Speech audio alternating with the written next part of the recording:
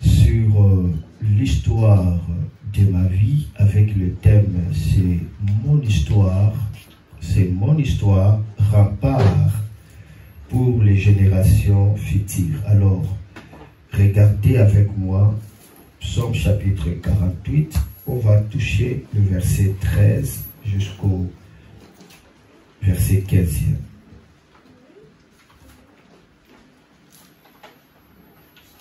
Parcourez Sion, parcourez-en l'ancêtre, comptez ses tours, observez son rempart, examinez ses palais pour les raconter à la génération future. Voilà le Dieu qui est notre Dieu éternellement et à jamais. Il sera notre guide jusqu'à la mort. Dieu sera notre guide jusqu'à la mort, mais par quelle manière Dieu va nous guider? Il dit, lorsque nous observons bien les remparts. Les remparts, en fait, c'est une chose d'étonnement, une chose d'admiration lorsque nous observons. Alors, ça fait partie aussi de l'histoire. Lorsque nous observons l'histoire d'un roi, on peut écouter la voix de Dieu. Amen. Alors, nous sommes limités en 2002, mais lorsque j'ai regardé la vidéo, c'était 2001, donc tout ce qui était de 2002 n'a pas été filmé parce que le téléphone était déjà plein. Alors, je vais commencer sur 2002 et puis nous allons avancer aujourd'hui. Ça serait la deuxième partie. Et puis, la troisième partie viendra l'autre dimanche. Alors, j'avais dit qu'en 2002, il y a quelque chose qui s'est passé après avoir fait pour ma première fois une jeûne et prière de 3 jours à sec. Après avoir fait cela, quelque chose s'était passé. C'était la visitation de Dieu à travers un ange. Il y avait un ange qui était venu me visiter. Alors, j'étais allongé et d'un coup, je vis, là où j'étais, il n'y avait pas de plafond. Et puis, le ciel était ouvert. Alors, un ange est entré dans la maison où j'étais. Je voulais crier parce que je le voyais à l'œil nu. Et puis d'un coup, directement, quelque chose s'est passé. J'étais inoptisé. Donc j'étais comme quelqu'un qui était inoptisé. Je ne bougeais pas. Et puis l'ange est venu directement là où j'étais. Et lorsque l'ange est descendu, et puis j'ai vu que moi, je suis sorti de moi. Donc cela veut dire que j'avais vu des Noah maintenant. Il y avait un Noah qui était allongé. Et puis un autre Noah est sorti de moi.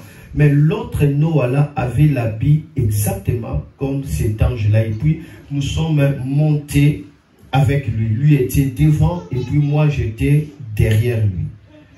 Alors, ce que j'avais remarqué est que c'est lui qui m'apprenait à voler, c'est lui qui m'apprenait à monter. On avait vraiment monté. Nous avons monté, on a traversé jusqu'à ce que nous avons traversé le premier ciel. Et puis nous avons encore monté le deuxième ciel, on avait traversé, arrivé au troisième ciel, juste au début, je voyais directement une route alphatée, une grande route, il y avait des gens au bord de ces routes, ils m'ont accueilli. Alors, directement, cet ange va me dire que tu es ici dans la route de la course. Cette route est là pour faire la course. Parce que moi, j'ai posé la question à cet ange et cet ange me répondait toujours. C'est par là que j'avais dit que dans votre vie, vous aurez toujours besoin d'un ange. Quelqu'un qui est là pour vous guider. Quelqu'un est là pour vous coacher. Quelqu'un est là avec un registre pour permettre à ce que vous aurez des réponses à votre vie. J'avais parlé de cela. Et puis, il m'a dit que ici, c'est la route de la course. La route de la course, c'est ici pour courir. Et puis d'un coup, il m'a dit que tu dois commencer à courir. Moi, je me suis posé directement la question pour dire, mais comment est-ce que je dois courir comme ça? Je ne vois pas d'autres personnes, mais je vois comme s'il y avait déjà des gens qui ont déjà couru des années. Alors, cet ange-là me dira, attention, ici, ce n'est pas comme chez vous. commence seulement à courir. Et puis, je me suis mis à courir. Mais en courant, j'avais remarqué quelque chose. Dans cette route, je suis allé un peu plus loin. Je dois voir certaines personnes qui étaient au long du chemin. D'autres étaient comme ça, épuisés. D'autres étaient contre mur. D'autres étaient essoufflés. D'autres même dormaient. Donc, c'était compliqué. Alors là, j'ai pu comprendre. Vous savez, lorsque vous montez dans les niveaux de l'esprit, dans le ciel là-bas, vous allez commencer à comprendre des choses qui se passent directement. Ce n'est pas comme nous. Là, vous comprenez directement. Alors là, j'ai compris que ceux qui étaient assis, ceux qui étaient essoufflés, ce sont des gens qui ont couru et puis ils ont abandonné la course. Et d'autres étaient même en train de dormir. Donc, il y a même d'autres qui n'ont même pas abandonné la course, mais ils sont vraiment catégoriquement écartés de la course. Donc ça, c'est une leçon que le Seigneur m'avait donnée. Parce que dans le livre des Galates, chapitre 5, lorsque vous lisez le verset 7, je crois, la Bible dit, je crois que c'est Galates 7 et 5. Alors, vérifions cela. On doit vérifier quand même cette écriture. Galates chapitre, je crois que ça serait 7 et 5. On doit le vérifier. Galates 7 et 5.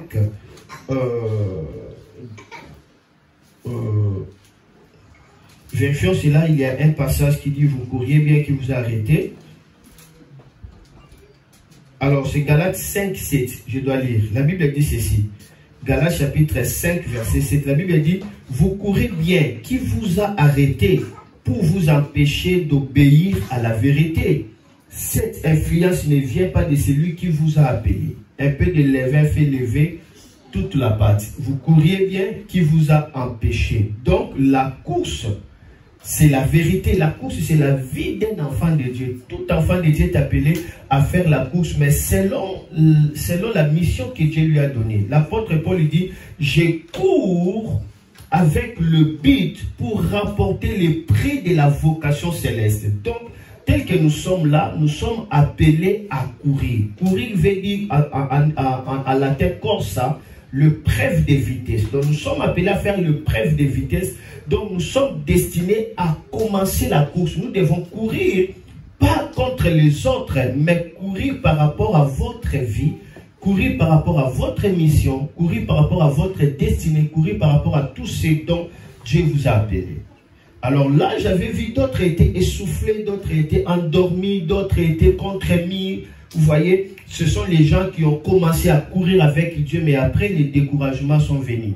D'autres ont commencé à courir avec Dieu, après la peur est entrée. D'autres ont commencé à courir, mais aujourd'hui, ils ne courent pas. Mais la Bible dit que lorsque vous cessez de courir, sachez que cette influence-là ne vient pas de celui qui vous a appelé. Donc, celui qui vous a appelé, il vous a appelé pour courir. Après, la Bible dit, un peu de levain fait lever toute la pâte. Donc, lorsque la pâte, on met le levure, ça gonfle. Or que la pâte sans levure, c'est l'image de la pureté, c'est l'image d'un corps saint. C'est ça ce qu'on appelle le pain sans levain. Mais la Bible dit, un peu de levain fait gonfler toute la pâte. Donc, il y a des levains qui viennent pour gonfler la pâte. Cela veut dire, vous n'êtes pas totalement consacré pour Dieu, parce que le levain est venu. Donc, l'ennemi sait que la course, c'est un mystère. Moi, j'avais vu ça. Alors, lorsque je courais, et puis à la fin, je suis sorti le 7e. Mais les gens m'acclamaient pour dire que non, tu es le 7e. Alors moi, je me suis demandé, mais comment est-ce que je vais sortir le 7e? Parce que derrière moi, je ne voyais personne. Devant moi aussi, je ne voyais personne. Mais lorsque j'ai fini, on m'a acclamé. Il y avait des gens avec des rameaux. Et puis, après, cet ange-là me dit que non, tu es le 7e. Vous voyez, donc à chaque fois que j'étais dans cette visitation, c'était cet ange-là qui toujours m'expliquait des choses. Il dit que tu es le 7e. Moi, j'ai dit, mais non, comment est-ce que je suis le 7e? Derrière moi, je ne vois personne. Devant moi, je ne vois personne. Mais c'est comme si j'ai gagné. Mais comment est-ce que tu me dis que tu es le 7e? Après, cet ange-là me dira quelque chose d'important. Il dit, ici, ce n'est pas comme chez vous. Ici, le 7e veut dire tout simplement celui qui a vaincu, celui qui a gagné. Ici, le 7e, c'est celui qui a gagné. Alors, j'avais retenu ce monde-là, le 7e. Et puis cet ange-là m'avait raccompagné jusque dans la maison. C'était merveilleux. Alors nous sommes descendus avec cet ange. Lui était devant et puis moi j'étais derrière. Et puis l'ange volait et puis moi je suivais le mouvement de cet ange-là jusqu'à ce que je suis rentré dans la maison. Quand je suis entré dans mon corps, directement la vision, je ne sais pas si je peux appeler ça la vision parce que c'était vraiment une expérience et ça s'est passé réellement. Et puis directement, je me suis sursauté et cet ange-là n'était plus. Voilà l'expérience que j'avais eu à expérimenter en 2002 à travers tout simplement cette vision-là. Amen. Alors, le fait que j'étais sorti le 7e, cela avait un impact terrible. Pourquoi? Là, nous sommes en 2002, mais plus tard, au début de 2011. Donc, nous terminons 2010, juste au début, donc dans le mois de janvier, au début de 2011, la prophétesse Nadine va avoir une vision, c'était une grande vision. Alors, c'était dans le stade de martyr où il y avait des grands hommes de Dieu dans le terrain en train de jouer et l'arbitre était Jésus. Alors qu'il jouait, c'était en fait l'apôtre Léopold Mutombo qui avait marqué le 6e but. Alors, quand il a marqué le 6e but, il y avait une telle atmosphère de gloire et les gens criaient « Wow, wow !» Et après, ils ont continué encore à jouer, tellement ils ont continué, et puis ils commencent à se fatiguer. Il y avait des joueurs qui étaient des serviteurs de Dieu, ils commencent à être fatigués, soufflés, mais ils continuaient toujours. Personne n'avait arrêté de continuer ce match-là dans ce terrain, jusqu'à ce que Jésus, qui était l'arbitre, il dit que non, le match ne va pas finir jusqu'à ce qu'il y aura le 7e but. Donc vous devez marquer le 7e but pour que je siffle et que le match termine. Alors il fallait marquer le 7e but. Ils ont fait tout ce qu'ils pouvaient faire. Alors là maintenant Jésus lui-même l'arbitre, il va regarder dans les gradins. Là dans les gradins, dans les pourtours, dans les gradins. Ce n'était même pas dans des bancs de touches où se trouvent les joueurs. C'était là où il y avait le peuple. Où il y avait la foule, vous savez bien, au stade où il y a des supporters. Et là, Jésus m'a pointé, il dit, toi, viens. Alors, lorsqu'il m'a pointé, toi, viens, moi-même, j'étais étonné. Comment est-ce qu'il m'a choisi comme ça? Et puis, je suis entré, je commençais à me réchauffer. Quand je suis entré dans le terrain, ça n'a pas fait tant de minutes. Directement, j'ai marqué le 7e but. Là, c'est la vision de la prophétesse Nadine.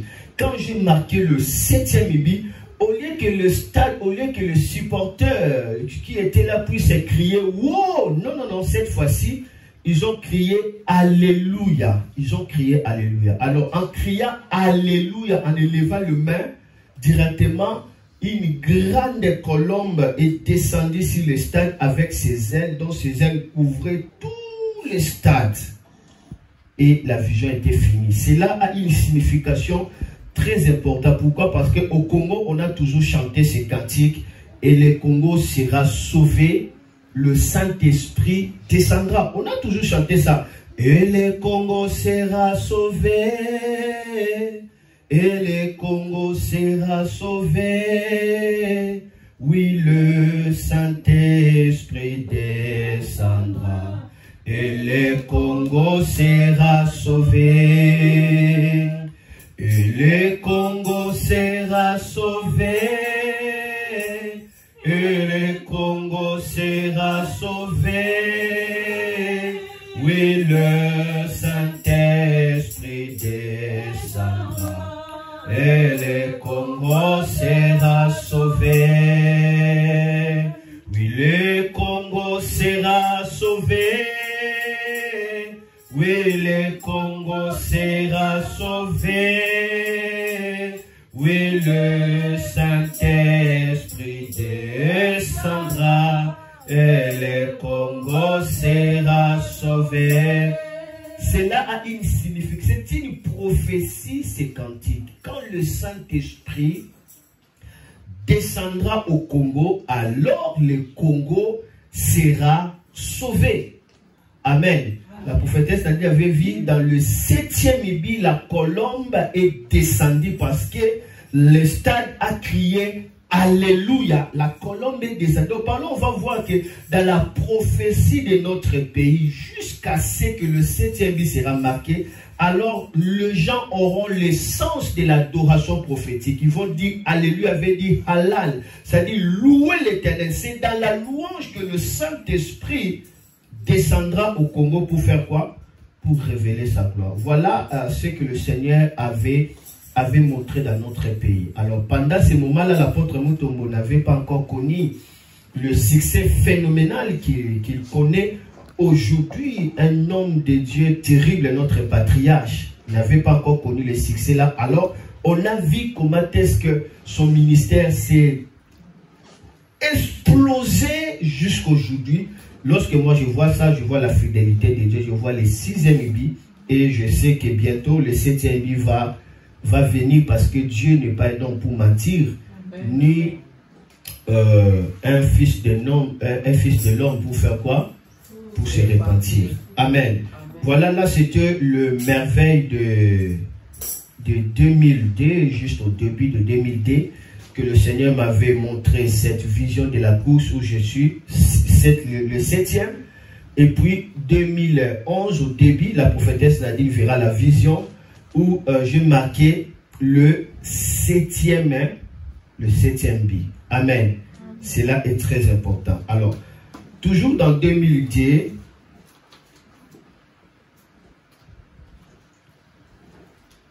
je vais maintenant aller dans l'église Rehoboth pour chanter parce que moi, je vous avais dit que j'ai commencé à chanter depuis l'âge de 9 ans. Vous voyez, lorsque j'ai grandi à partir de 2000 déjà, je crois c'était 1996 et puis lorsque nous sommes déjà dans les années 1998, 2000, alors j'ai commencé à chanter dans des orchestres. J'ai commencé à chanter dans les orchestres et puis là nous sommes à Kingabwa dans l'année 2002. Alors on avait un groupe qui venait d'être ouvert, c'est le groupe Hosanna Singers d'un frère qui s'appelle Bosco Bill. Vraiment c'est un homme bien, il m'a beaucoup accompagné dans le début de mon ministère à ce qui concerne la musique. Donc j'étais dans son groupe comme étant le chef d'orchestre. Lui était le président et puis moi j'étais le chef d'orchestre. Et là, alors dans ce groupe-là, on partait dans des églises pour chanter, pour agrémenter. Maintenant, on nous a invités dans l'église qu'on appelle Rehoboth. C'est de cette église-là qui deviendra aujourd'hui mon église, en fait, Rehoboth. Alors nous sommes allés là-bas pour chanter. Nous sommes en 2002. Alors, en allant, moi j'étais devant avec des frères Trésor, tout ça. Mais derrière moi, il y avait aussi un autre groupe qui était venu d'autres communes. En fait, c'est une sœur qu'on appelle la sœur Vicky. Alors, elle aussi était devant. Et puis moi, elle était derrière. Et puis on marchait en groupe. Écoutez, alors qu'on marchait, moi j'étais devant, la sœur était derrière, la sœur Vicky, elle était derrière. D'un coup, cette sœur m'a regardé dans les dos. En regardant dans les dos, directement, cette sœur commence à rire. Elle commençait à rire. Elle-même, comme ça, commence à rire. Et puis, directement, elle dit à frère Bosco, parce qu'eux étaient derrière, moi j'étais devant. Il dit à frère Bosco, celui-là, c'est qui? Il lui dit, ah, celui-là, c'est le prophète Noah, parce que moi, dans les années 98, 99, 2000, jusqu'à 2004, on m'appelait prophète. Amen. On m'appelait prophète dans ces années-là. J'ai donné des prophéties. Parfois, j'ai cité même des noms. Donc, je pensais que j'étais prophète. Alors, il dit que non, mais je suis aussi prophète. Alors, il me dit que non, lui, ce prophète, non, c'est un chanteur, il chante un peu comme ça. Ah bon, il dit, mais lorsque je l'ai regardé, j'ai senti la joie et puis j'ai commencé à regarder. Ah, ok, ça va. Alors nous sommes partis, nous sommes rentrés dans l'église. Lorsqu'on nous a appelés pour chanter, alors on commençait à chanter. Moi j'étais ici, le frère Bosco derrière lui, il joue au piano, et puis d'autres chantres étaient là. La sœur là était de ce côté-là. Donc il y avait deux personnes entre moi et cette sœur-là, Vicky. Écoutez bien cette histoire. Elle était là et puis d'autres étaient là. On chantait. Là, j'ai chanté terrible. Hein? Je chantais. Alors, d'un coup, directement, cette sœur commence à sentir dans son cœur la voix en train de lui dire, il faut toucher sa hanche. Donc, cette sœur devait toucher ma hanche. Alors, elle hésitait, elle luttait, mais ça c'est un scandale. Comment est-ce qu'on est en train de chanter, de louer le Seigneur? Comment est-ce que je peux venir toucher sa hanche? Vous voyez la hanche ici, le keto. Alors, cette sœur a lutté avec cette voix. C'était tellement fort, cette sœur a passé l'autre sœur qui était là après. Elle traverse encore jusqu'à ce qu'elle était maintenant côte à côte avec moi. Moi aussi, je ne savais pas. C'est elle qui va le dire. Maintenant, d'un coup, on commence à chanter, parce que moi, dans le groupe, j'étais comme le lead. Donc, moi, j'ai chanté les premières voix, donc j'aimais beaucoup chanter comme des babas, tout ça. Mais aujourd'hui, je ne préfère pas chanter ça. Je peux le faire, mais je ne le préfère pas. Lorsque, vraiment, Jésus-Christ m'avait visité, lorsque je commence à aimer des choses de réveil, et puis j'ai changé ma façon de chanter. Maintenant, je commence à chanter comme un sango, comme un prêtre, donc je ne me tiens pas vraiment compte de voix, mais lorsque je vais chanter comme un musicien, vous allez vous étonner, hein?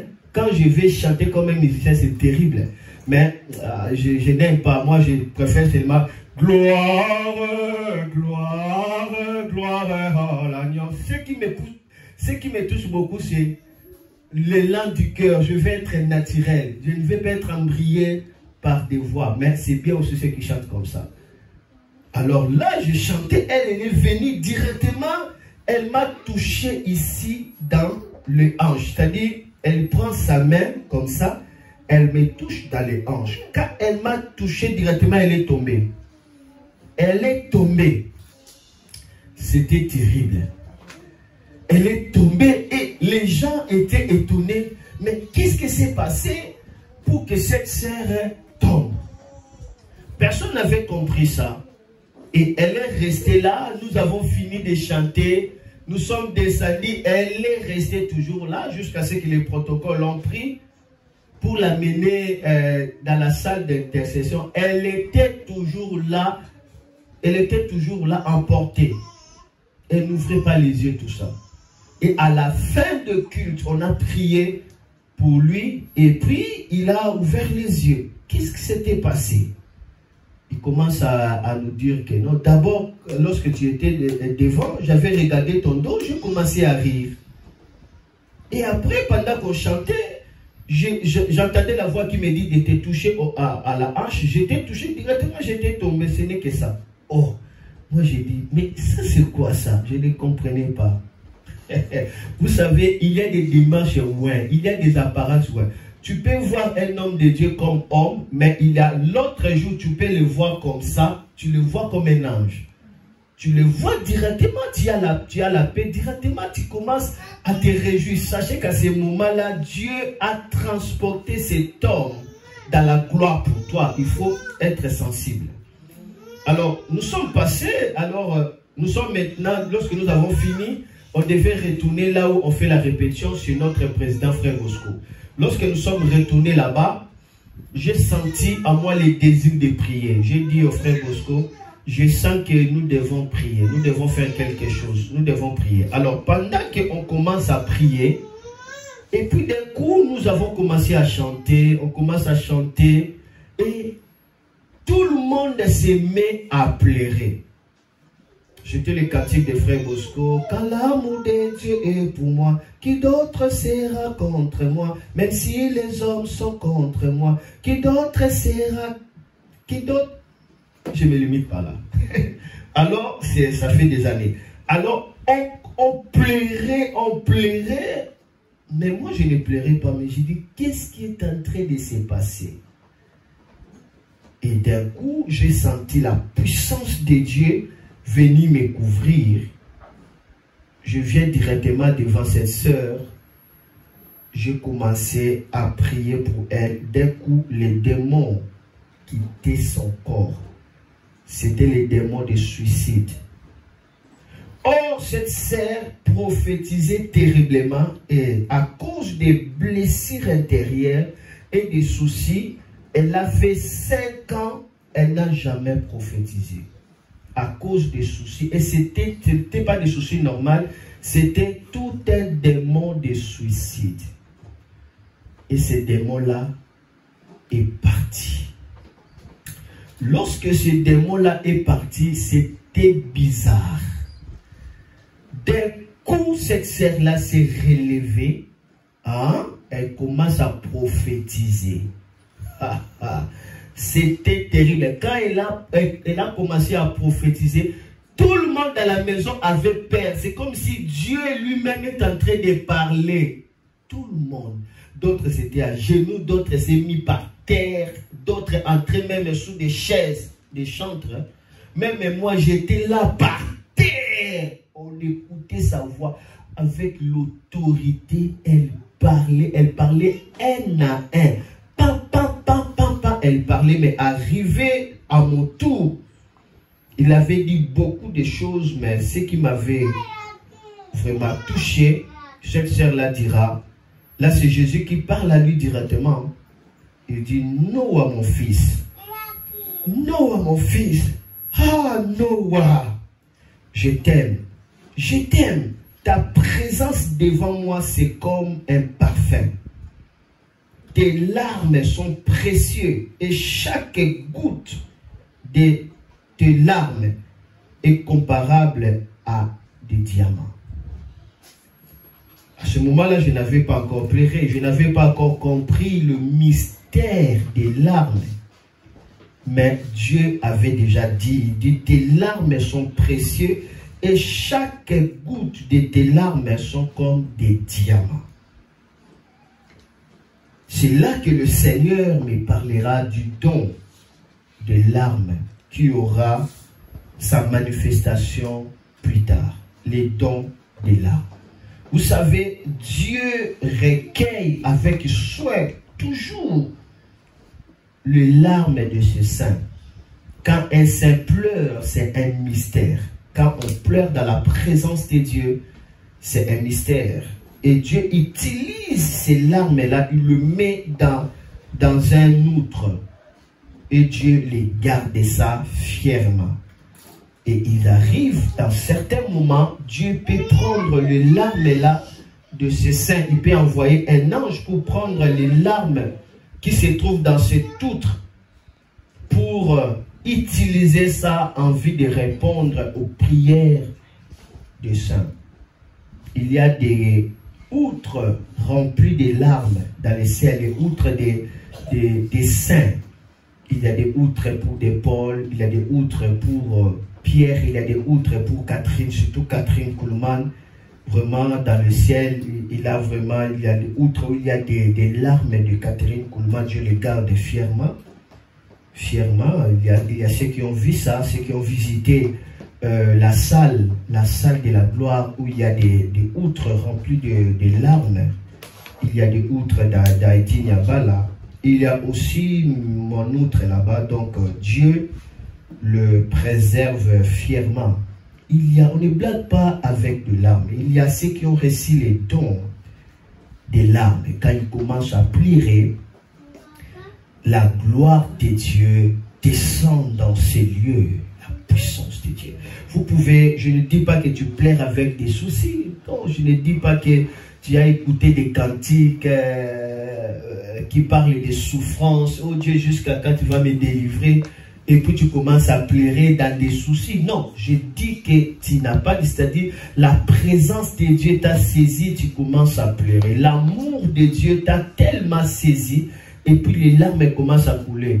Tu pleures pour que les âmes soient sauvées. Tu pleures en regardant l'agneau de Dieu. Tu vois l'agneau de Dieu et puis tu commences à pleurer. Tu te sens déchiré en toi. Là, ce sont des larmes que Dieu garde. Tu pleures tellement dans l'esprit de supplication. Tu cherches la consolation de Dieu. Ce sont des larmes que Dieu le préserve. Et Dieu peut l'utiliser souvent dans d'autres vies. Regardez avec moi le mystère des larmes. Nous sommes dans Psaume chapitre 56. Il y a une autre qui garde nos larmes, n'est-ce pas? Dieu m'avait dit ça. Et plus tard, je commencerai à expérimenter le mystère de larmes. Amen. Parfois, c'est très fort. C'est un mystère, ça touche aussi souvent béni. Donc, vous sentez qu'il y a vraiment la gloire sainte très fort. Souvent, moi, ça me touche aussi lorsque ça me touche. Ça me touche souvent lorsque je suis en train de voir de bêtes de réveil. Et lorsque je vois les trônes, je vois la gloire, ça coule. Dieu m'avait déjà dit, Noah, mon fils, ah Noah, je t'aime, ta présence devant moi, c'est comme un parfum. Tes larmes sont précieuses, chaque goutte est pareille à un diamant. Alors, il y a du mystère dans les larmes. Regardez Psaume chapitre 56, versets 8 à 9. Je dois lire Psaume 56, 8 à 9.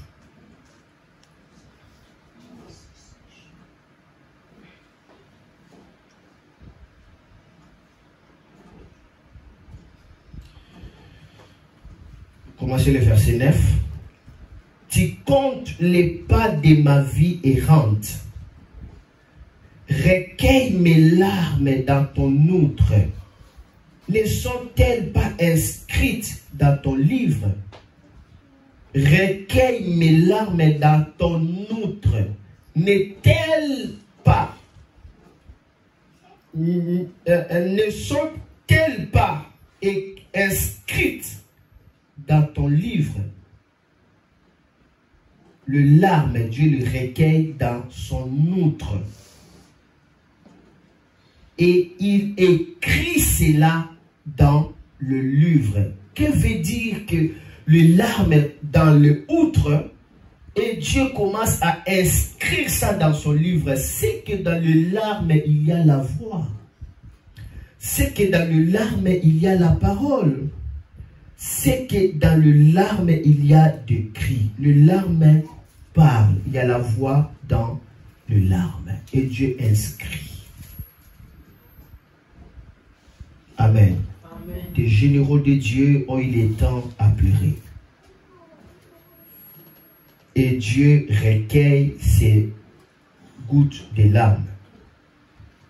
Parce que c'est une grande expression de leur consécration, de leur amour. Et Dieu utilise cela pour relever d'autres saints qui sont tombés.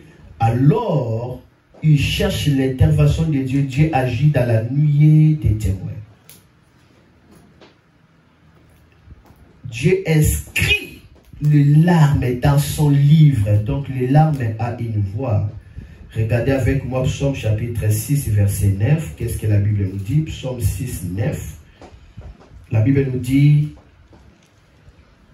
éloignez-vous de moi, vous tous qui faites le mal, car l'Éternel attend la voix de mes larmes. Car l'Éternel attend la voix de mes larmes. Les amis de Dieu ont beaucoup pleuré dans la présence de Dieu. David pleurait beaucoup dans la présence de Dieu. Jérémie, Moïse. Et nous voyons que même Jésus lui-même pleurait beaucoup dans la présence de Dieu. Les larmes ont une part. Regardez avec moi Hébreux chapitre 5, verset 7. On va voir notre Seigneur Jésus. Comment est-ce qu'il s'y pliait? Il le faisait comment? Hébreux chapitre 5, verset 7. Loas karisnai, loas shaskinai, gloria gloai, gloria gloai, you are gracious, you are the glory my soridai. Regardez.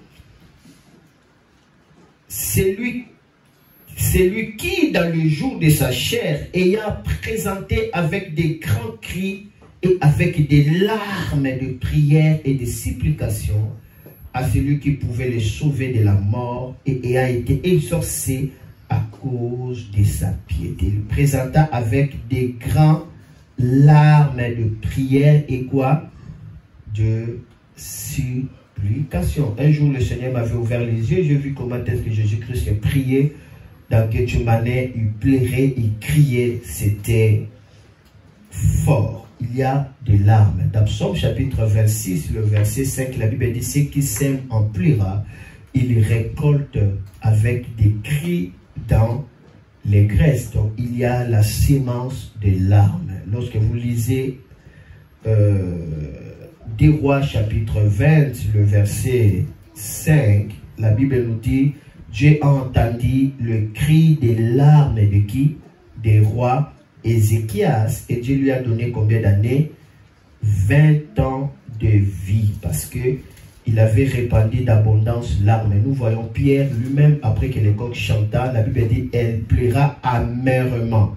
Elle pleura amèrement, et Jésus a recueilli cela. C'est pourquoi, lorsqu'il va envoyer son ange, il va distinguer Pierre. Il lui dit, allez dire à mes frères et à Pierre que je suis ressuscité. Donc il a mentionné le nom de Pierre, mais pour les autres, Dieu les a mis dans l'ensemble. Mais Pierre a été distingué parce qu'il plaira avec quoi?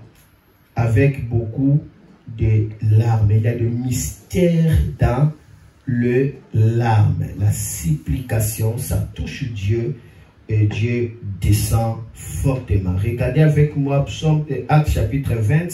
Le verset 19, qu'est-ce que la Bible dit? Servant le Seigneur en toute humilité, avec quoi? Avec larmes et au milieu des épreuves, que mes suscités des embûches des Juifs. Qui est en train de parler? C'est là Paul. Il servait Dieu avec humilité. Et comment?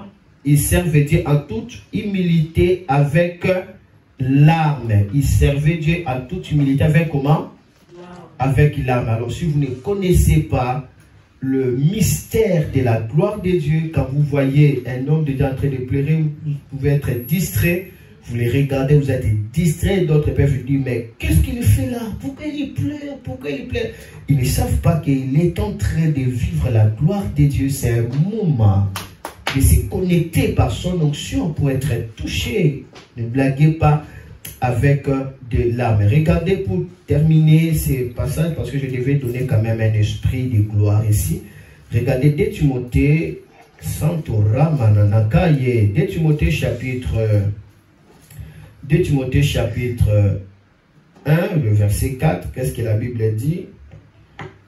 Mais rappela de tes larmes et désira te voir afin d'être rempli de joie. Mais rappela tes larmes et désira te voir afin d'être rempli de joie. Je me rappelle de tes larmes. Alors ici, Paul parle à qui?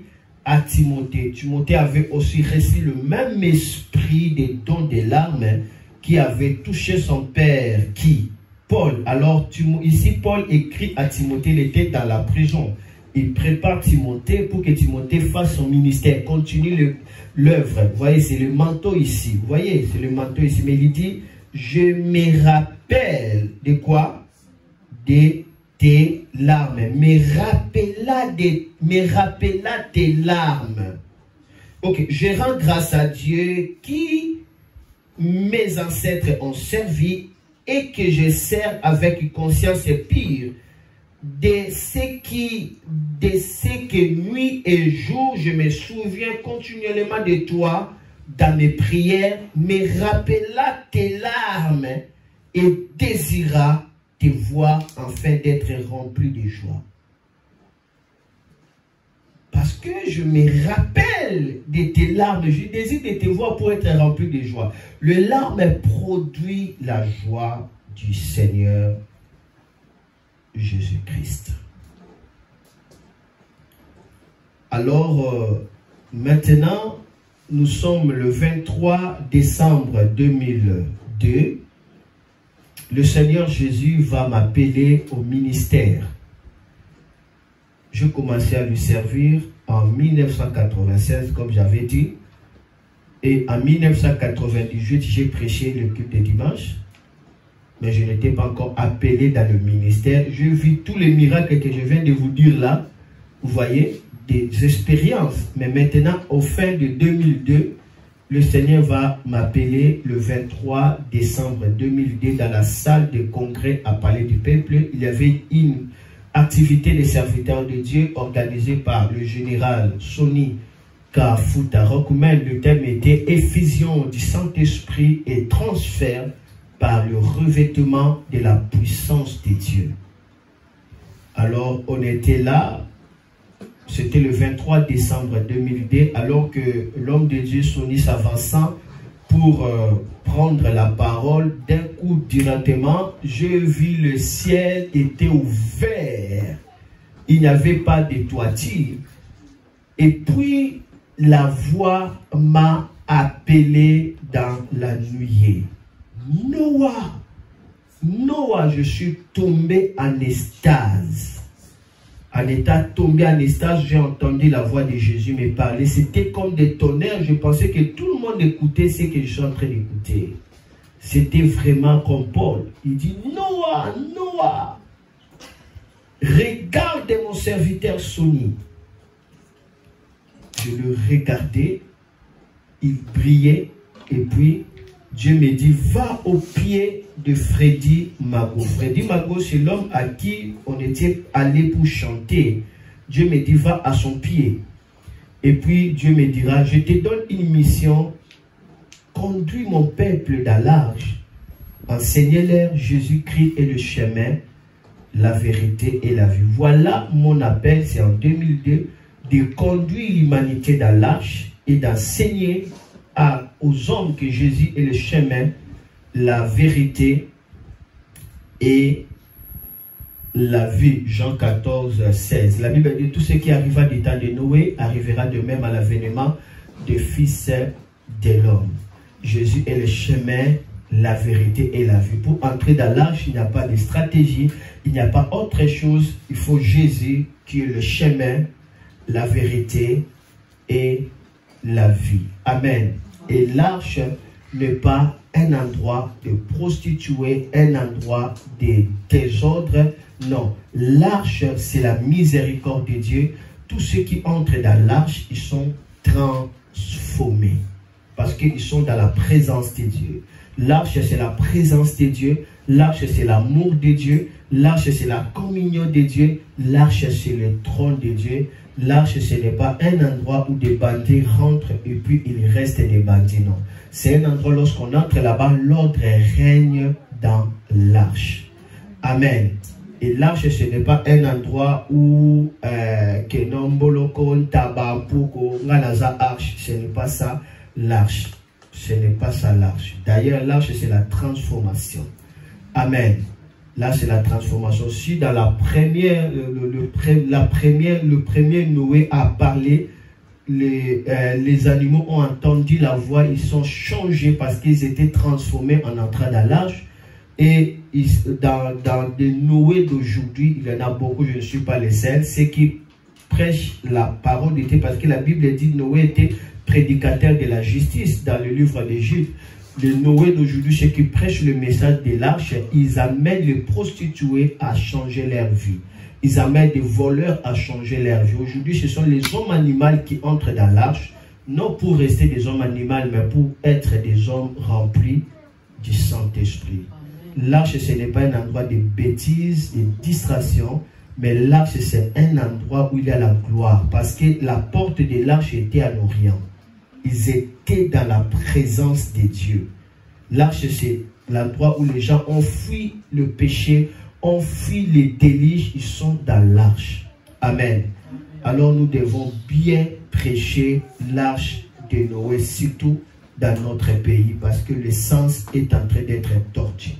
Quand le Seigneur m'avait appelé, il m'a dit, Noah, conduis mon peuple dans l'arche. Ce n'est pas des aventures, ce n'est pas des blagues, c'est un mandat pour que les âmes soient réellement sauvées.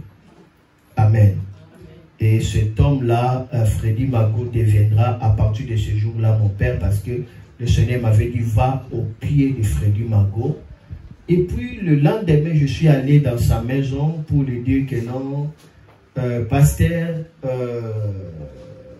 le Seigneur m'a appelé, il m'a dit de venir à tes pieds. Il dit, mais petit, je t'ai cherché. Il fait déjà une semaine, je vis dans les songes. Le Seigneur me dit, je dois t'encadrer. Voyez, je dois t'encadrer. Puis, il est mon père spirituel jusqu'aujourd'hui. Vous voyez comment est-ce que mon histoire est en train de suivre la marche par Dieu. Je vais clôturer. Alors, il y a quelque chose qui va y arriver. Nous sommes en 2003 maintenant, et puis je vais clôturer. Veuillez me signaler si c'est déjà 1 heure. Signalez-moi pour que j'arrête. C'est 1 heure déjà? Non, 45. Merci. Alors, je vais toucher quand même 2003 et puis je me limite là. Et puis, l'autre dimanche, on va toucher 2004. Maintenant, à partir d'ici, le ministère commence à agir, n'est-ce pas? Alors, nous sommes en 2003. J'avais l'habitude, à chaque fois, lorsque je me baignais, je priais sur l'eau. Parce que je me baignais avec des seaux d'eau. Les seaux d'eau, je mettais mes mains, je priais. Je fais cet exercice de prière. À peine 3 ans, je faisais la même chose. Attention, si vous voulez être sérieux avec Dieu, faites la même chose encore et encore. Alors, ce que vous faites là deviendra spirituel. Vous savez, la spiritualité, c'est se construire aussi. Il y a la spiritualité qui vient par la visitation. Il y a aussi la spiritualité qui vient par la concentration. Mais souvent, la spiritualité qui vient par la visitation est rare. Et c'est difficile de les conserver. Mais la spiritualité qui vient par la conservation, ça devient ton héritage. Je parle de la spiritualité qui vient par la concentration. Ça veut dire que tu fais la même chose chaque jour. Si tu pries aujourd'hui ici, tu fais seulement comme ça. 10 minutes, tu rentres. Demain, dans le même air, tu fais. Si tu fais 1 mois, tu pries dans le même endroit. Dans le même endroit, dans le même air, cet endroit-là deviendra la spiritualité.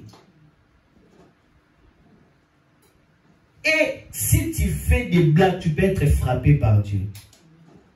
Parce que ça devient le lieu d'alliance. Tu ne peux pas blaguer. S'il y a un habit où tu pries souvent avec ça, tu commences à prier régulièrement avec cet habit-là, directement cet habit-là devient le médium de la spiritualité. Alors là, Dieu devient exigeant. Sanctification pire, ne blague pas avec cet habit-là. D'où tu ne peux pas porter ça en sortant. Parce que si tu pêches avec ça, tu auras des problèmes. Parce que tu as amené la spiritualité dans la concentration. Ce qui nous manque aujourd'hui, il n'y a pas la concentration dans les choses de Dieu. On prie en désordre, on gêne en désordre. Il n'y a pas la concentration, il n'y a pas la stabilité. Ce qui impressionne Dieu, ce n'est pas de longues prières. Ce qui impressionne Dieu, c'est l'habitude de prière. L'habitude de prière. Le saint de la Bible avait l'habitude de prier. C'était leur habitude. Alors, l'habitude, quand tu le fais trop, ça deviendra la coutume. Cela veut dire quelque chose qui est inscrit parce que tu le fais. Alors, plus tu persistes dans la coutume, ça deviendra une seconde nature. Alors, dès que ça devient une seconde nature, la spiritualité est établie. Tu deviens spirituel. Tu deviens spirituel. Il faut être spirituel. Si tu deviens spirituel, tu peux enlever des malédictions, tu peux commander des choses. Tu es spirituel. Un homme spirituel, sa loi et sa parole est une loi dans le monde de l'esprit. Vous voyez des problèmes comme ça, vous priez. Ça n'est pas, tu n'es pas spirituel. Ta parole est faible. Ce n'est pas concentré. Il n'y a pas de gaz. Moi, j'avais l'habitude de prier pour l'eau. Seigneur, je prie pour cette eau, je prie pour cette eau, je les sanctifie. Après, je me lave. Tellement je le fais. Et puis cela est devenu ma coutume. Et puis cela est devenu ma seconde nature. D'un coup, je ne réfléchissais pas. Devant l'eau, directement je prie. Sans même me rendre compte. Oh, il faut arriver dans la dimension de la méditation où vous êtes en train de prier sans se rendre compte. Vos cœurs commencent à prier comme le sang circule dans le corps. vous commencez à couler naturellement. C'est ça, c'est qu'on dit, l'Esprit crie à nous, Abba, Père, Dieu et Jésus. C'est-à-dire, vous priez naturellement. Ça devient votre nature. Alors que je faisais cela depuis 2000. Je faisais. Arrivé en 2003, un jour comme ça, comme d'habitude, je priais sur l'eau et puis je lève le main. Je vais maintenant me laver. J'ai senti l'odeur agréable, odoriférant, qui remplissait la douche là où j'étais. J'ai dit, waouh, d'où vient ces parfums? Et puis par curiosité, j'ai regardé le seau d'eau. Vous voyez, en regardant le seau, d'un coup, j'ai vu que l'eau n'était pas blanche, l'eau était jaune, vraiment jaune. J'ai pris, je regardais jaune. Il y avait des parfums. Donc l'eau était devenue un parfum. L'eau changea en parfum. Jésus changea l'eau en vin. Noah a vu l'expérience de l'eau en quoi? En parfum. Je le vis. Je le vis, c'est là 2 fois. Un jour comme ça, je priais sur l'eau. J'ai dit, regardez à Kingaboua. J'ai dit, regardez cette eau. Bam, l'eau devient jaune. L'eau devient parfumée, jaune. Maintenant, j'avais des litres. Devrais-je garder cette eau ou devrais-je me laver? Devrais-je garder cette eau ou devrais-je me laver? Ok. Lorsque le cire naturel commence à se manifester en vous, ce qui va vous sauver, c'est votre communion avec le Saint-Esprit qui pourra vous sauver. Sinon, ça va vous détruire. À cause de mon amour avec Dieu, la communion avec le Saint-Esprit, je me suis dit, si je garde cette eau, ça deviendra pour moi une idole, l'idolâtrie. Personne ne m'avait enseigné, nous sommes en 2003, personne ne m'a dit quoi que ce soit, personne ne m'a poussé quoi que ce soit, mais l'Esprit dit dans mon cœur naturellement. Vous devez développer votre communion avec le Saint-Esprit, ça vous préservera des orgueils, de beaucoup de choses, parce que le Saint-Esprit a eu plaisir à vous parler. Pourquoi? Parce que vous l'aimez. Ceux qui aiment Dieu ont pour héritage la révélation. La Bible dit, c'est que l'œil n'a point vu, c'est que l'oreille n'a point entendu, c'est que Dieu révèle à ceux qui l'aiment. Ah, donc, si vous aimez Dieu sans réserve, il vous donnera ce qu'il a en réserve. Amen. Aimez Dieu sans réserve, et Dieu vous donnera ce qu'il a en réserve. La révélation, c'est pour les amoureux de qui? De Dieu. Ceux qui aiment Dieu coulent dans quoi? Dans quoi? Dans la révélation. Mais je vous ai démontré dans cette église, vous voulez encore voir quoi? Je vous ai démontré la révélation, vrai ou faux? Vrai ou faux? Je vous ai démontré ici, non? Je viens comme ça, ouvrez la Bible, tu ouvres la Bible, bam, je commence à parler pendant 1 heure, comme si j'avais préparé une conférence. Vous n'avez pas vu ça? Hein? Non seulement le dimanche dernier, même l'autre dimanche. Ça, c'est une démonstration. Vous pouvez voir que c'est simple. Hein? Tu n'as pas préparé les messages et puis tu parles des grandes révélations. Cela veut dire la révélation coule en toi. Amen. Aimez Dieu, vous aurez la révélation. Amen. Vous aurez la révélation. Et aimez les gens. Entretenez des relations, non à cause de l'argent, mais à cause de quoi? Des révélations. Isaac aimait Esaü à cause de quoi? La nourriture. La Bible dit il le portait des mets. Mais Rebecca aimait Jacob à cause de quoi? La révélation. Parce que Dieu lui avait dit le deuxième, c'est celui-là qui va continuer le manteau. C'est celui-là qui sera le plus grand. Rebecca entendit, ah, le deuxième. Rebecca commence à mettre son attention à qui? À Jacob. Aimez-moi à cause de la révélation.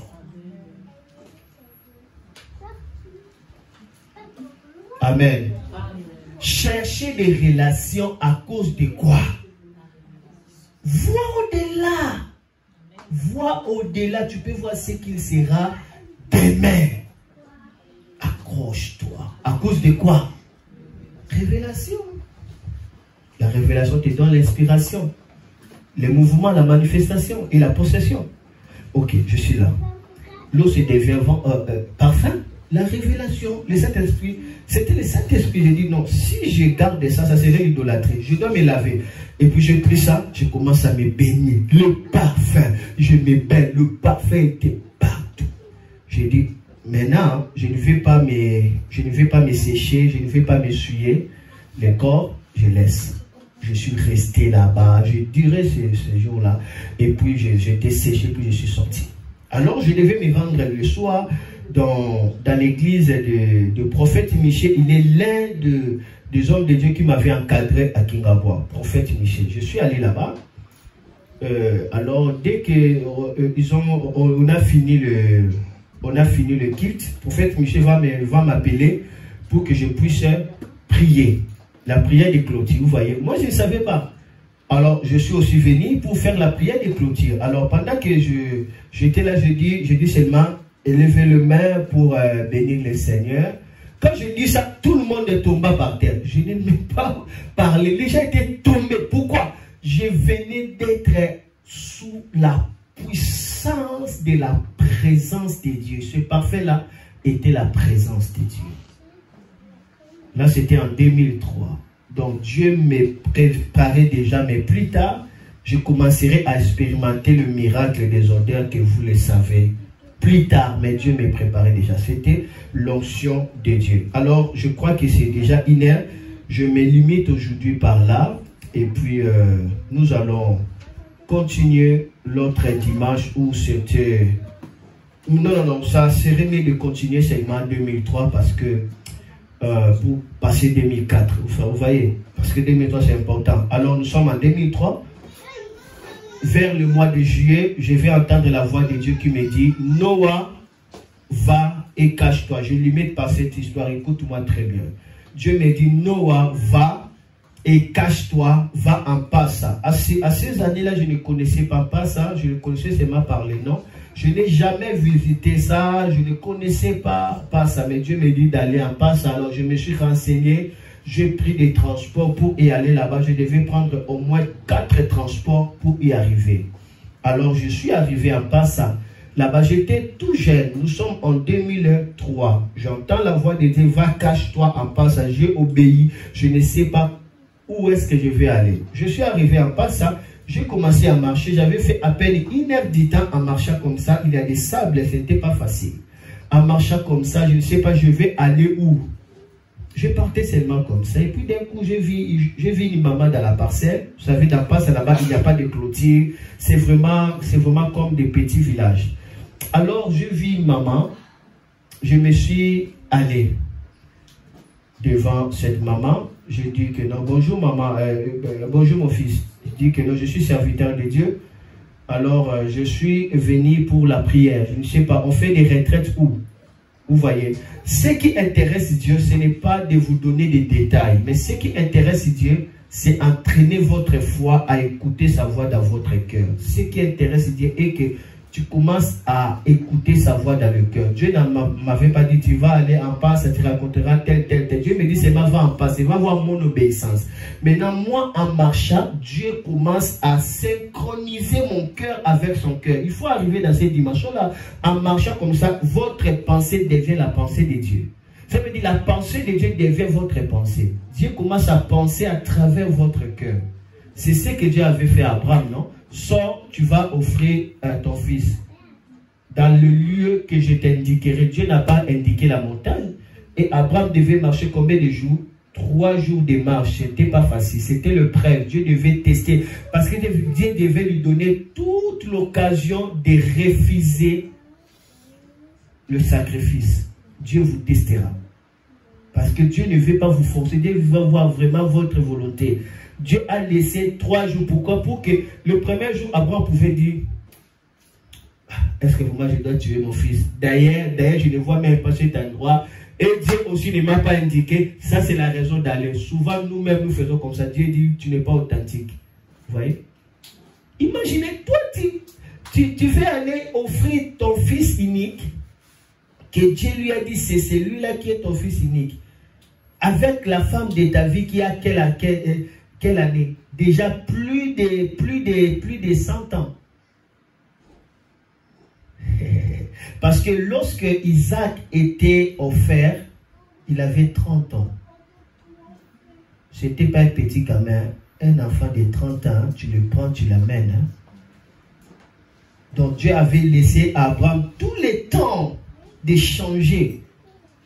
Tu vois, Abraham pouvait dire, je sais ce que je dois faire pour détourner la voie de Dieu. Je dois dire seulement à Sarah que Dieu nous a dit d'aller offrir notre fils Isaac. Il sait que Sarah va refuser, n'est-ce pas? Mais Abraham pouvait dire ça pour mettre Dieu à l'épreuve. Mais Abraham n'a pas dit ça. Dieu connaît ton cœur. Il te dit, donne cet argent-là. Il sait tous les manœuvres que tu fais pour ne pas donner. Dieu connaît. D'ailleurs, c'est ça qui préoccupe Dieu. Il veut voir de toi-même, est-ce que tu es prêt à sacrifier ça pour mon nom? Ou tu vas chercher des raisons? D'ailleurs, c'est ce qui intéresse Dieu. C'est ce que l'homme délibère dans son cœur. Nous voyons l'apparence, mais Dieu regarde où? Dans les cœurs. C'est pourquoi Dieu lui-même met des épreuves pour voir vraiment est-ce que ton cœur est vraiment d'accord de faire ça. C'est ce qui intéresse Dieu. Donc, ce sont des manœuvres inutiles là. Donc, Dieu nous connaît. Dieu connaît ce qui est authentique. Souvent, nous-mêmes, nous faisons des manœuvres, non? Ah, tu sais que l'enfant était malade, tu sais que comme ça, là, même Dieu lui-même dit, il faut prendre soin des familles. Et puis, tu prends cet argent, Dieu sait que tu as simplement refusé. Ce que Dieu veut, est-ce que tu le feras confiance? C'est ça. Vous voyez? Abraham n'a pas dit ça. Abraham n'a pas voulu marchander la voie de Dieu. Il ne faut pas marchander la volonté de Dieu. La volonté de Dieu. Et bien, la volonté de Dieu. Amen. C'est comme ça. Lorsque Dieu m'avait dit que m'a mis à cœur de donner des orphelins $100, j'ai demandé à ma femme. Ma femme dit que non, elle va directement envoyer dans des comment on appelle ça, des monogrammes. Parce que là, le pourcentage, ça va être diminué. Vous voyez, j'ai vu que le premier jour, elle a oublié. Le deuxième jour, moi-même, j'ai pris l'argent. Moi-même, je suis allé envoyer. Parce que, parce que si je laisse comme ça, je risquerais de ne pas donner. Parce que pour moi, à ce moment, ça compte beaucoup. Et puis je suis allé, j'ai donné $110. J'ai envoyé cet argent-là aux orphelins. Pourquoi? Parce que quand Dieu dit, il faut le faire rapide. Dieu connaît notre cœur. Amen. Dieu connaît, il ne faut pas marchander quand Dieu vous teste. Il faut le faire rapidement. Amen. Là, c'est mon exemple. Donc, Abraham avait tous les temps. Et Dieu lui laisse 3 jours de marche. Pourquoi 3 jours? Pour qu'Abraham voit. Premier jour. Bon, je ne trouve pas l'endroit. L'enfant, retournons seulement. Dieu lui-même voit. Je n'ai pas trouvé l'endroit, n'est-ce pas? Mais Abraham a continué. Jusqu'au 3e jour, il a continué. Il a continué. Quand il a vu l'endroit, il savait que c'est cet endroit-là. Donc, Abraham est arrivé dans la dimension où son cœur est synchronisé avec le cœur de qui? De Dieu. Il sait que c'est ça. Et c'était aussi ça la montagne. C'était aussi ça la montagne. Amen. Et moi aussi, Dieu m'a dit seulement, allez, mais tu vas aller où? À part ça, où? Je ne sais pas. Vous voyez, j'ai marché d'abord 1 heure du temps. Je devais d'abord me reculer parce que j'étais jeune, j'étais fatigué. C'était déjà vers 18 h. Mais je continuais. Directement, je vis une maman. J'ai senti à moi de l'approcher pour le dire. Alors, je me suis allé. J'ai dit bonjour maman. Elle dit bonjour mon fils. J'ai dit que je suis serviteur de Dieu. Je cherche un endroit de prière ici en Passa. Il dit, en Passa ici, il n'y a pas d'endroit de prière. Il faut aller encore pour arriver dans la montagne de Manguengue. C'est là où on prie. Moi, j'ai dit, mais Dieu ne m'a pas dit montagne de Manguengue. Dieu m'avait dit pas ça. Là, je dis seulement dans mon cœur. Après, cette maman l'a dit, ah, attendez, pasteur. Attendez. ici dans notre parcelle, il y a le bureau de mon pasteur. Il est en voyage et il m'a donné sa clé. C'est moi qui garde sa clé. Alors, ça serait mieux que toi, tu passes tes retraites dans son bureau. Vous voyez comment est-ce que Dieu travaille des choses. Et je suis entré dans la retraite, dans ce bureau-là. D'ailleurs, ces mamans-là, chaque soir, c'est elle qui m'a mené du thé. C'est elle qui m'a mené du thé. J'ai commencé à prier. C'est là où j'avais reçu la révélation pour l'église Porte de Lorient en 2003. Mais quelque chose d'extraordinaire s'était passé. Arrivé au 6e jour, écoutez-moi, ouvrez les yeux avant de terminer. Arrivé au 6e jour, j'ai senti une force qui m'a soulevé. J'étais assis, une force m'a soulevé, je me suis mis debout. Et d'un coup, j'ai commencé à sortir de cette maison, pas par ma volonté. Il y avait comme un vent qui me poussait à sortir. Et par là, j'ai compris ce que la Bible dit. Jésus fut poussé par le Saint-Esprit pour aller dans le désert. Oui, si vous arrivez dans une certaine dimension, vous allez sentir que vous n'êtes pas vous. Il y a une force qui vous pousse à aller plus loin. C'est ça ce que moi j'appelle la grâce de déposer. Je prie que vous recevez cette grâce de déposer. Cela veut dire Dieu commence à vous pousser à accomplir ce à qui il a destiné pour vous. C'est-à-dire qu'il y a une force qui effectue toutes choses en vous. Vous devez arriver dans cette dimension-là, mais il faut d'abord faire Dieu confiance. Il faut faire Dieu confiance. Amen. J'ai senti le vent qui m'a fait sortir. Je suis sorti de la maison alors que j'étais là depuis 6 jours. Je suis sorti. Et puis ce vent-là commence à m'amener. Je commence à marcher comme ça. Je ne comprenais pas. J'ai traversé des endroits. Et puis ce vent-là m'a fait entrer dans une maison inachevée. Quand je suis entré seulement dans une maison inachevée, d'un coup les anges commencent à descendre là où j'étais. À l'œil nu, je l'ai vu des anges. C'était beaucoup des anges. Je ne sais pas le nombre. Ils sont descendus là où j'étais et ils m'ont entouré. J'étais entouré des anges. Quelle gloire de Dieu! Je le voyais à l'œil nu comme je vous vois. La peau d'un ange avec son habit, c'est la même chose. On ne peut pas distinguer la peau et son habit. C'est comme des fumées, c'est comme transparent, c'est comme la lumière. Leurs yeux entraient dans l'intérieur et dans l'extérieur, il y a des rayons. Ils brillaient, c'était comme des tissus qu'on appelle des satins blancs. Vous voyez déjà des tissus satins blancs. Pas des couleurs blanches comme ça, mais des couleurs à satin. C'était de cette façon-là. Ils brillaient tellement des anges et ils commencent à m'entourer en chantant le cantique. Papa enga yo nako salela yo bomoy nanga mobimba nga nako tikate nako salela yo. C'était le cantique. Alors il tournait et je pleurais cette fois-ci par la gloire. C'était terrible, j'étais au milieu. Et puis d'un coup, un ange me dit, mets-toi à genoux. Je me suis agenouillé. Ma soeur, mon frère, écoute-moi. Les signes naturels existent. J'ai vu l'huile venant du ciel descendre sur ma tête. Physiquement, je ne vous dis pas des choses, c'était physique. L'huile a descendu sur ma tête. J'ai pleuré. Mais cette huile-là était transparente. Ça ne laissait pas de taches sur mon corps. Mais je voyais l'huile couler. Mais l'huile là ne laissait pas de taches. C'était comme la lumière. C'était l'huile, mais ça ne tachait pas. Et pendant ce moment-là où l'huile coulait, un ange va me dire, Noah, tu as reçu de Dieu une parole de fortification et d'espérance. Une parole de fortification et d'espérance. C'est pourquoi dans mes magazines, j'écris fortification time. D'ailleurs, même je l'ai donné ça à la prophétesse Nadine qui fait ça, de fortification time. Ça venait par ça. Et d'un coup, je dois voir un arbre. Là, maintenant, je vois dans la vision un arbre qui était sec. Et puis d'un coup, l'eau sortit de l'intérieur des sous-sols. L'eau alimenta cet arbre. L'arbre qui était sec, l'arbre est devenu vert.